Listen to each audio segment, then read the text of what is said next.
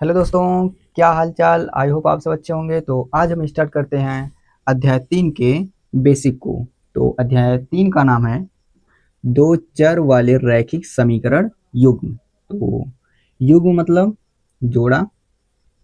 दो चर, ऐसा हमें समीकरण लेना है जो दो चर में होगा। ठीक है, यानी वेरिएबल कितने होंगे? दो होंगे और रैखिक समीकरण होना चाहिए। जैसे हम बताते हैं, पहले एग्जांपल लेते हैं हम। x प्लस वाई बराबर 3। ठीक, तो यहाँ पे जो हमारा चर है, एक x है एक y है। ये हमारे दो चर हैं और बराबर में 3 है। तो ये, तो इसे हम बोलेंगे दो चर वाले रैखिक समीकरण है। ठीक, तो एक है हमारा 2x प्लस 3 बराबर में 0। तो अब इसमें देखेंगे कितना चर है, सिर्फ एक ही चर है या x। तो ये हमारा दो चर वाला रैखिक समीकरण नहीं है, ये हमारा दो चर वाला रैखिक समीकरण है। रैखिक समीकरण मतलब, रैखिक मतलब घात एक होनी चाहिए। ठीक है, जो वेरिएबल्स की घात होगी वो एक होनी चाहिए, घात एक है। अब एक और एग्जांपल लेते हैं, x plus 2y is equal to minus का 1। अब ये बताइए कि रैखिक समीकरण है या नहीं। x की घात एक है और यहाँ पर भी y घात एक है। ठीक, तो रैखिक समीकरण तो है। हाँ, अब कितने चर में है? दो चर में है, मतलब कि दो चर वाला रैखिक समीकरण हमारा ये है। अब बोला है यहाँ पे एक चीज और टर्म सही है, युग्म। युग्म किसको बोलेंगे? युग्म मतलब जोड़ा, मतलब कि दो चर वाला रैखिक समीकरण होगा, बट एक नहीं होगा, दो होंगे। y प्लस 2x बराबर 3। अब देखिए इसमें भी चाहे x y इधर उधर हो जाए तभी कोई प्रॉब्लम नहीं है। ठीक है, तो यहाँ पे y है, यहाँ पे x, दो चर में हुआ और ये हमारा है समीकरण, क्योंकि बराबर में इसके 3 है। हाँ, तो ये हुआ हमारा दो चर वाले रैखिक समीकरण युग्म है। इन दोनों को बोलेंगे, युग्म मतलब जोड़ा, रैखिक समीकरण का जोड़ा है, इसको पूरक बोलेंगे, दो चर वाले रैखिक समीकरण युग्म। तो अब एक चीज आप लोगों के मन में डाउट उत्पन्न हो सकता है कि बहुपद और समीकरण में अंतर, कि कब हम इसको बहुपद बोलेंगे या इसको बहुपद बोलेंगे या इसको बहुपद बोलेंगे, और कब हम इसको समीकरण बोलेंगे। ठीक है, तो जैसे देखिए हमारा 2x प्लस 3 और 3x प्लस 4y बराबर 2, 8x प्लस 9y बराबर 7। अब ये हमारे एग्जाम्पल्स हैं। तो यदि जो हमारा बहुपद दिया होगा, जो हमारा पद दिया होगा, ठीक, यदि बहुपद के बराबर में कुछ भी आ जाए, चाहे 0 आए, 1 आए, x y z भी आए, अगर बराबर में कुछ भी है तो उसे हम बोलेंगे समीकरण। जैसे देखिए यहाँ पे एक पद है और एक पद ये है, दो पद है, फिर बराबर आया, बराबर में तो दो है, हम क्या बोलें कि अगर बहुपद के बराबर में कुछ भी है तो उसे समीकरण बोलेंगे, तो इसे हम बोलेंगे समीकरण। ठीक है, अब यहाँ पे देखिए, यहाँ पे 2x प्लस 3 है, यहाँ पे बहुपद है दो। ठीक, यहाँ पे कितने पद हैं? दो पद हैं, बट बराबर में कुछ नहीं है, तो इसको हम बोलेंगे बहुपद। अब समीकरण नंबर 3 को देखते हैं। इसमें क्या है? 8x plus 9y is equal to 7। तो यहाँ पे देखिए एक दो पद है, बराबर में कुछ है, यानी यहाँ पे है 7, मतलब बराबर में है, तो इसको भी हम बोलेंगे समीकरण। अब आई होप आप लोगों को कंसेप्ट क्लियर हो गया होगा। ठीक है, अगर बराबर में, बहुपद के बराबर में कुछ भी नहीं है, बराबर का निशान ही नहीं है, तो उसे बोलेंगे बहुपद।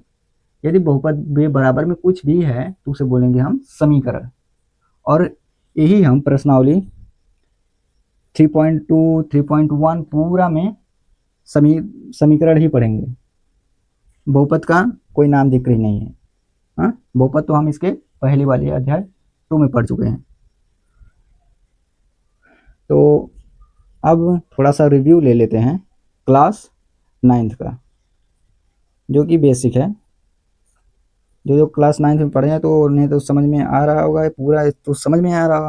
अगर नहीं समझ में आ रहा है तो हम है ना, इसलिए तो यहाँ पे देखिए 2x प्लस 6y बराबर में 5, ये हमारा है समीकरण, क्योंकि बराबर में है 5। अब कौन सा समीकरण है, तो वेरिएबल की घात देखेंगे। घात 1 है, घात 1 है। वेरिएबल मतलब कि चर की घात है हमारी 1, तो रैखिक समीकरण हुआ। हाँ, रैखिक समीकरण, ठीक है। अब यहाँ पे देखिए कितने वेरिएबल्स हैं, 2, और बराबर में है 9, यानी समीकरण है।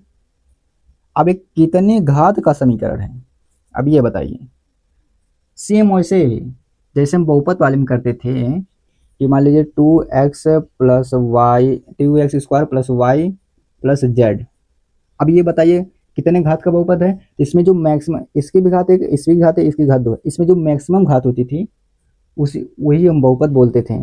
जैसे हम बोलेंगे इसको द्विघात बहुपद है, ठीक है, द्विघात बहुपद इसको हम बोलते थे ना। सेम उसी तरह इसको भी हम करेंगे, ठीक है। तो कैसे होगा, अब यहाँ पे देखते हैं वेरिएबल्स की घात। यहाँ पे 1 है और यहाँ पे 2 है, तो मैक्सिमम घात कितनी है, 2। तो मतलब 2 घात वाला क्या है समीकरण।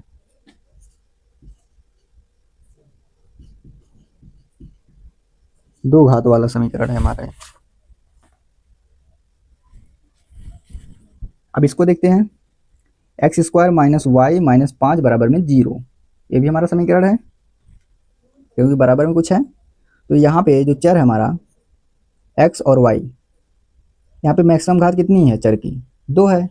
तो ये भी, इससे भी बोलेंगे हम 2 घात वाला समीकरण,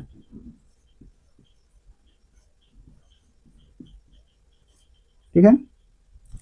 अब यहाँ पे देखिए 2 वेरिएबल्स हैं x और y, और बराबर में भी देखिए कुछ तो है, चाहे x रहे चाहे y रहे या z रहे या 1 2 3 4 5 0 रहे, कुछ भी रहे, बराबर में तो कुछ है। तो यानी हमारा ये हमारा एक घात का समीकरण है।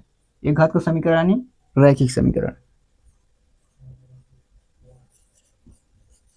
रैखिक समीकरण, ठीक।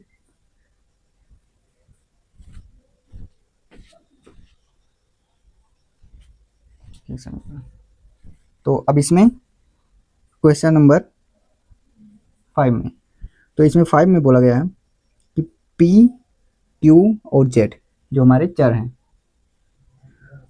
तो इसमें मैक्सिमम घात क्या है।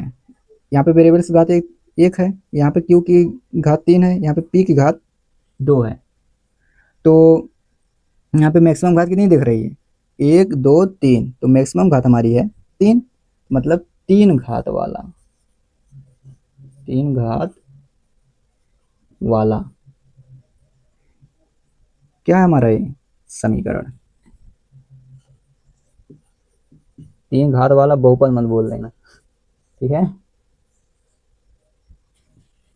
तो इस पूरे चैप्टर में हम पढ़ेंगे 2 चर वाले रैखिक समीकरण का हल, मतलब कि इस रैखिक समीकरण दिया होगा, रैखिक समीकरण युग्म, उसको हम हल करेंगे पूरे चैप्टर में ही। तो अब इसको हम कितनी विधि से हल करेंगे, और ये ग्राफ के माध्यम से हम समझ सकते हैं। तो रैखिक समीकरण का हल, इसको हम हल करेंगे 2 विधि से। एक है ग्राफी विधि और दूसरा है हमारा बीजगणितीय विधि, ठीक है। यहाँ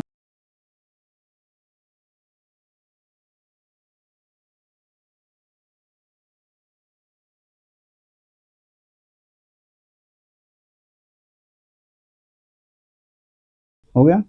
मतलब कि हम रैखिक समीकरण युग्म को दो विध से हल करेंगे, एक ग्राफी विध से और दूसरा हमारा बीजगणितीय विध से। तो ग्राफी विध से हम हल करेंगे, इसमें दो रैखिक समीकरण दिया होगा तो उसको हम ग्राफ के माध्यम से हल करेंगे, और ये क्लास 9th में आप सीख चुके हैं। अगर नहीं सीखे हैं तो फिर भी हम बताएंगे कैसे करना है उसको, ठीक है। ये हम पढ़ेंगे प्रश्नावली 3.1 में 3.1 में, ठीक है। और प्रतिस्थापन विधि हम प्रश्नावली 3.2 में, और एक है हमारी विलोपन विधि, इसको हम पढ़ेंगे प्रश्नावली